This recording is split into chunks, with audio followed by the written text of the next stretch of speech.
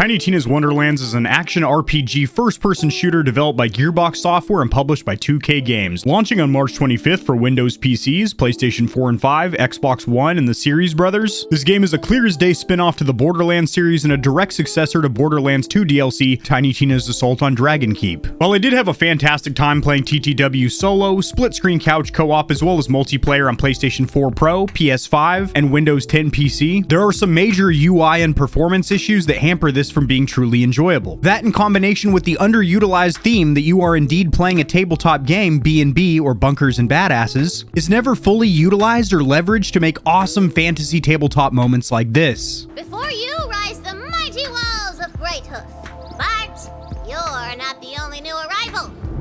A massive skeleton army is sieging the city! Catapults! Scallymans! Skelly ships! There's bombs raining down! And while the top-down overworld map is an interesting new feature to break up the monotonous first-person shooting, the addition of random combat encounters makes it a true pain in the tuchus. However, I will show you can actually skip through the majority of those simply by meleeing enemies. Overall, at its core, this is truly a Borderlands game that has ditched the sci-fi theme for a new fantasy theme with more bright and vibrant colors, and the same awesome writing, humor, and kick-ass voice acting that we've come to expect from the series. Just don't expect it to run very smooth. And if you thought the UI and menus was outdated during Borderlands 2, they haven't changed in 2022. Let's get it.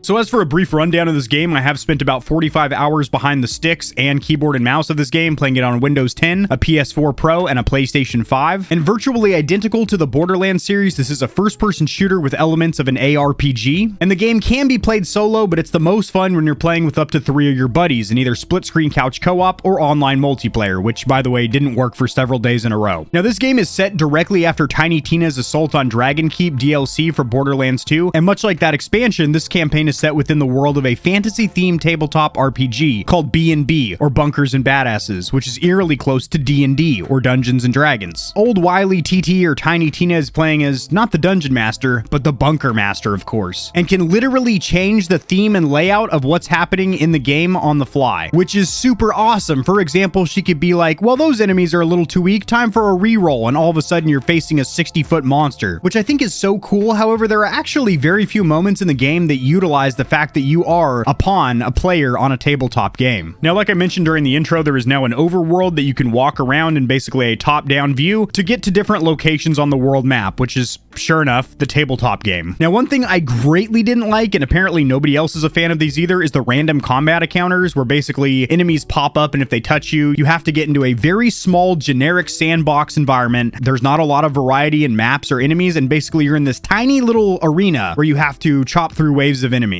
It's incredibly repetitive, monotonous, and just a pain in the ass cheeks. Luckily, when one of these enemies walks up to you on the overworld, if you click down the right stick, you can actually melee them away, and that will avoid the random combat encounters, which I strongly recommend you do to save time and, well, from going gray. Now, unlike the Borderlands series where you play a specific vault hunter, since this is a tabletop game, you're going to be making a custom character from the ground up, from 6 different character classes. And for the first time ever, you can actually mix and match these 6 different classes to where you can pair up and multi-class, so you're getting a little bit of the pros and cons from each class, which is pretty cool. Now, your character, of course, has a skill tree which uses HP, not hit points, but hero points to rank up your character. Now, I found this to be a little bit linear and not really varied in how you can upgrade your character. You're pretty much just going to pick 1 or 2 lanes of skills that you find proficient for your playstyle, and you're just going to dig all the way down. Now, unlike the Borderlands series, since this is no longer sci-fi, however it is fantasy, there are no more grenades. You instead have spells bound to L1 or the left bumper, and you now have a 5th weapon slot, which is for melee weapons. So instead of being shiver me timbers in the kneecaps every time you face an enemy up close and personal, you can actually get nitty-gritty squeeze-a-titty with a melee weapon, such as an axe, flail, mace, etc. Now, while the use of spells is cool and all, I couldn't really find out how to select what spell I have bound, and again, I played 40 hours of this game, and it seemed like a lot of times it would just randomly change what spell I had equipped. I'm sure somebody's gonna tell me down there in the comments section below, well, Kevin, it's really quite simple according to my calculations, but I tried just about everything, and I could change my skill that was bound to R1, but as far as what spell I had on L1, it would just randomly change, which was incredibly frustrating. Also, to go with this new fantasy RPG themes, you do have 2 ring slots and an amulet or necklace, little pearl necklace slot that you are able to equip accessories that will add buffs to your character. And further improve your stats. So as for price and platform, how much this game is going to cost you and where you can play, you can download a digital copy on the PlayStation Store for the PS4 and 5, or on the Microsoft Store for Xbox One or Series, or of course you can buy a physical copy at things like GameStop, Walmart, etc. If you are on the PC side of the house, you have to launch it through Epic Games. There is a page for it on Steam, however, it's just to view the stats of the game. You cannot actually download it and launch it through the Steam launcher, so even if you buy a digital code for PC, it's going to launch it through Epic Games launcher. Now for the PS4 and Xbox One, it is going to start at $60 for the base version over here, and for the PlayStation 5 or Xbox Series S and X, it is going to start at $70 and then go up incrementally from there. Now I do not believe the next level edition is a good buy for anybody because all you're getting is this one piece of in-game gear. However, if you do plan on playing this game a lot through endgame and then you know that you're going to enjoy this game enough to where you're going to want to keep playing it, the Chaotic Grade Edition might be a good buy for you, as it does include a season pass, which is going to have all the Butt Stallion packs and then also 4 post-launch content drops, so DLC. So that might behoove you to save a little bit of money and just get the Chaotic Grade Edition. But me personally, I got the standard edition on PlayStation 5. Now don't be confused by the treasure trove down here. This actually does not include the game. If it did, this would be a phenomenal value, as it is only $100, and as it says right here, the game is not included, but it comes with some really cool stuff, including a Bunkers and Badasses actual tabletop game, a Butt Stallion plush or stuffed animal, 78 tarot cards, enamel companion pins, and just a bunch of other cool stuff. But again, it doesn't include the game, so that's just $100 worth of toys. So as for the story, the plot, the campaign, you're looking at about 14 to 16 hours to defeat the Dragon Lord. That is the primary goal or objective of the story mode, is to take out the Dragon Lord, who is voice acted by Will Arnett, who I think does a fantastic job, super entertaining, not a very threatening or villainous enemy, more of a Disney Pixar kind of enemy where he's still kind of silly and clumsy and whatnot. And that honestly makes the story truly enjoyable, is the fantastic voice acting. Just a couple of notable performances. We have Ashley Birch as Tiny Tina, and when you look at the fact that she just played Aloy in Horizon Forbidden West and sounds completely different in that game, she definitely has a lot of versatility and range in her performances. Like I mentioned, Will Arnett does a fantastic job. In fact, I think his performance might be one of the best in the game. Then you have Andy Sandberg and Wanda Sykes as party members of the tabletop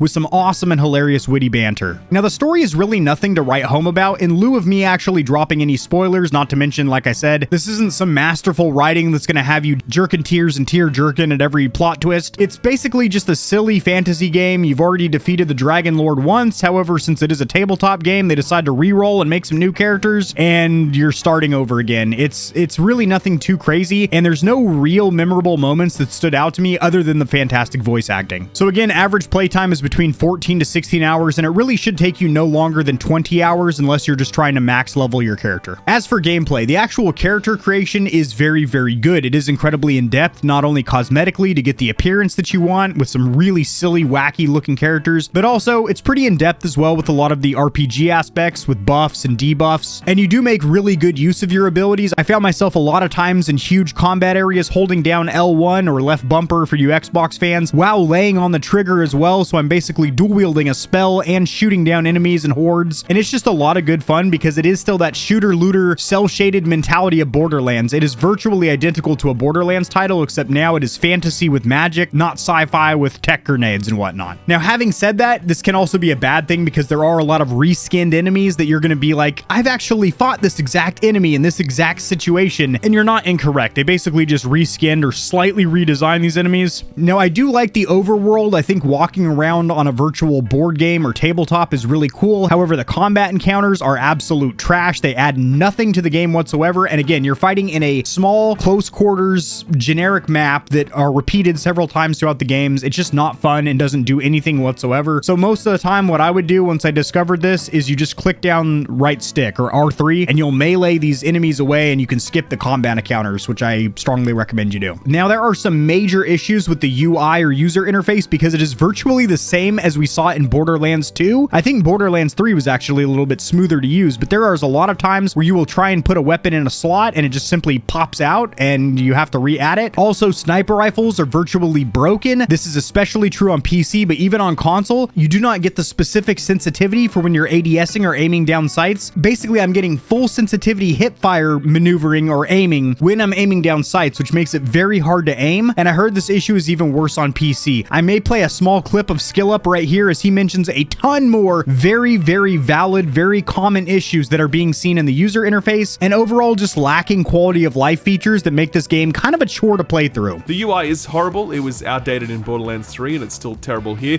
with one of the worst maps and inventories I've used since Borderlands 3.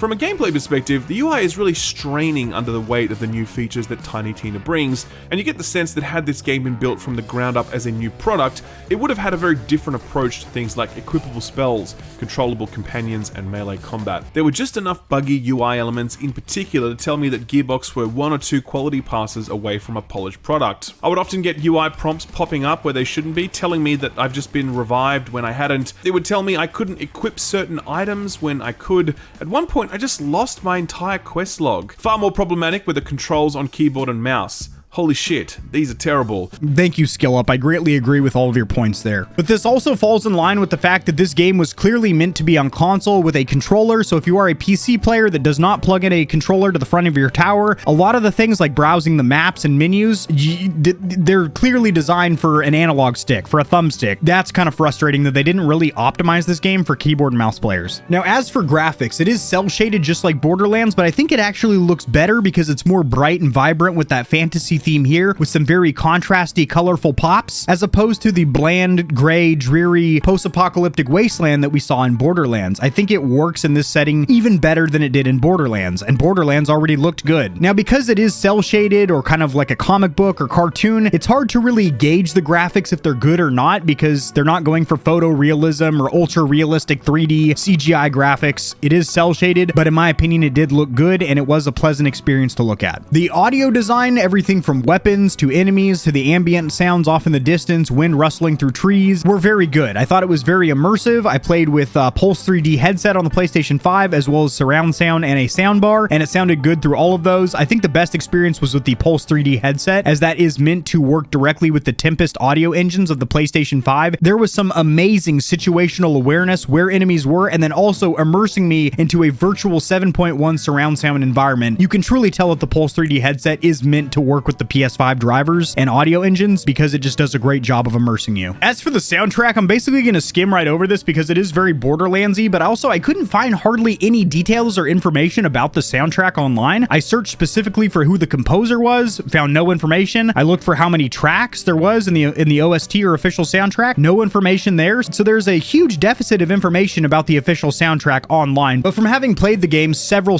hours, I think it was most notable during the cutscenes. During the actual gameplay, I guess I had the music kind of turned down, or it was just kind of muted or dull in comparison to the gunfire and spells being busted off. During the cutscenes, the soundtrack really does add to the emotion and the intensity and the excitement of what's going on screen. So nothing to write home about, not the best thing I've ever heard, but no issues either. Now, as for settings, I am going to have a separate settings guide going over everything tip to tits through all these menus. However, a couple of things I wanted to point out over here in the visual tab, you of course do have different options for performance or graphical fidelity. As for field of view, the default is 75. However, I kept it at 100. Anything above that, I was getting some performance issues and my frame rate was suffering. However, 100 seemed to have no issues. I also really like the fact that you can choose if you want a horizontal or vertical split screen for couch co-op. However, we kept it in horizontal because you seem to get more of the screen. I also really do appreciate that they do have separate dead zone settings for the left and right stick. A lot of games, I forget one of them I just recently reviewed, had dead zone settings, but it was literally only one slider for the inner dead zone, and it was linked across both sticks. Like I mentioned in that video, it's incredibly rare that you're going to develop stick drift in both analog sticks, both thumbsticks. Generally, it's going to be one or the other. So it is nice that you can adjust this. Generally, I leave left at its default and then bump down the inner dead zone on the right stick to its lowest possible value to where it starts to register as soon as you put any input on that right stick for aiming. As for outer and axial, I would not mess with these unless for some reason you want to be at 100% look speed when only moving the analog stick about halfway, then you can taper down on this outer dead zone. And one of the things I greatly appreciate as somebody who's primarily a controller player, even when I'm on PC, and that is the fact that you can independently keybind or button map each individual action. So that is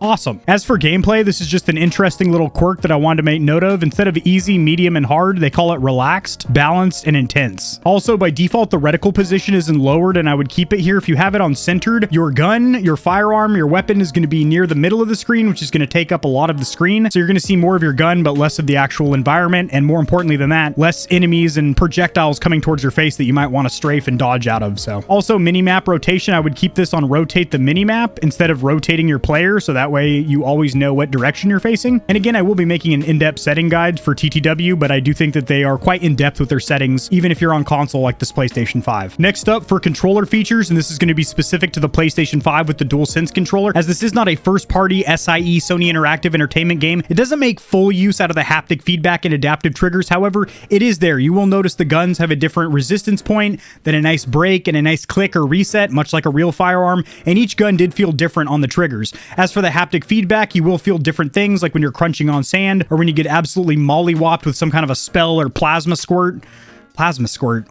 Nobody's getting squirted with plasma over here, but whenever you get hit by a projectile, you're going to feel that rumble for sure. And it did feel pretty immersive. However, it's not on the level of things like Ratchet and Clank, Returnal, Horizon Forbidden West, and other games that are directly from Sony and really make full use out of the Pulse 3D headset and the DualSense controller. As for performance, you're looking at 1080p 60 frames per second on the PS4, but there are substantial frame rate dips even on the PS4 Pro, which is unfortunate. As for the PS5, you do have two graphical modes. You have a resolution mode, which I have not found any official statements. However, everything I'm reading in the community and forums around this game is saying that it does run at 4K 60 in resolution mode and 1080 120 in performance mode, and it did feel like it was higher than 60 frames per second. However, it did not feel like it was 120 frames per second, and it definitely looked like a locked 60, but it didn't look like 120 frames per second. But that most likely is because the majority of the time I was playing this game, it was in couch co-op, so we were most likely each getting 60 frames per second, as it is dividing 120 hertz. I will have these articles cited or sourced in the description below, so you can read in a little bit more detail about the claimed frame rates of 4K 60 and 1080p 120 on the PS5. But just from the actual end user experience playing this game, I will say that there were some substantial frame rate issues, primarily in couch co-op. There were a couple times where the game would completely freeze for multiple seconds, and then also a very frustrating moment where the second player could not join from the lobby whatsoever. And that brings me into the biggest problem with this game, which is going to be performance. It is not well optimized on the PC. Even high-end PCs are having difficulty holding a consistent frame rate. The PS4 is definitely struggling to hold 60 frames per second, and the PS5, while beautiful in single player, holding that 120 frames per second, in split screen couch co-op is having some major issues dividing that frame rate across two players. And me and my female companion encountered a ton of issues with the split screen mode where it would freeze for several moments at a time. I didn't experience any crashes or anything, but there were several times that were virtually unplayable. When a lot of action happened on screen, it would just glitch and stutter. I'm playing some B-roll, some footage of that right now, just so you know I'm not talking out of my tuchus or anything. As for multiplayer, online multiplayer, there were several days where the servers, people literally couldn't play with their friends. So the only way to really play this game was in single player, which is the least fun way to play a Borderlands or Borderlands spin-off game, as this game is the most fun with friends, whether you're playing multiplayer or couch co-op. It does seem like they have fixed a lot of these issues, as we only experienced those split screen co-op stutters the first day, and we have not experienced them since. And I have been able to join multiplayer lobbies online with no issues since the first couple days, which were pretty much unplayable. As for end game slash replayability, the value of this game after you've beaten the main story or campaign, which like I mentioned runs about 14 to 16 hours, 20 at the most, I would say it's relatively high because you do have online multiplayer, so you can play this game with different levels of friends trying to level their characters up. Plus you basically have an unlimited loot pool of randomized weapons with different attachments and stats. Plus you also have the myth ranks if you want to over level your character and unlock some unique buffs. And then you also have an in-game mode called the Chaos Chamber, which does add for another layer of game content after beating the game. And there is going to be 4 guaranteed pieces of DLC. Now, whether these are large expansions or just a couple of skins and weapon packs, we're not really sure yet. But if you do buy the top tier version of the game, you are going to get those 4 pieces of DLC free of charge. Not really free of charge because you're paying for it with the deluxe Tomahawk version of the game. Overall, I would say the replayability is relatively high because much like any Borderland games, you're going to want to play with your friends and level up your characters. And now that you actually have customizable classes, which you can multi-class, you're going to be able to do some really unique character builds. But until we find out exactly what the DLC is going to be, I'm going to go ahead and give it an 8 out of 10 for replayability. So my final verdict, is TTW worth a pickup? I would say yes. If you are a fan of the Borderlands series, this plays out virtually identical. It looks the same. It sounds the same. The only difference is it's fantasy, not sci-fi, but there are those epic moments. I just wish they would have utilized the fact that you are on a tabletop board game more to the advantage of the game, because the few moments that really showcase that were incredibly memorable and enjoyable. possible. But unfortunately, those are few and far between. The randomized combat encounters when you're in the overworld are a pain in the ass, so I would recommend just meleeing enemies to skip those. But overall, I have really enjoyed playing this game. Now, granted, this is a $70 title as it is a new release PlayStation 5 game, which is a pretty chunk of change. That's a couple of shekels out of the coin purse for sure. But I do feel like I've gotten my money's worth out of it, or at least I will in the near future, as I am going to continue playing it past the end game. But I want to hear your thoughts. Drop in the comment section below your opinion on the Borderlands series as well as TTW. I don't know if anybody else calls it TTW, but I am. Why not make an acronym out of it, right? We'll get a little conversation, a forum going on with everyone's opinions. Might as well write your own review down there. I actually read my comments and do reply to the majority of them, and I'll see you tomorrow.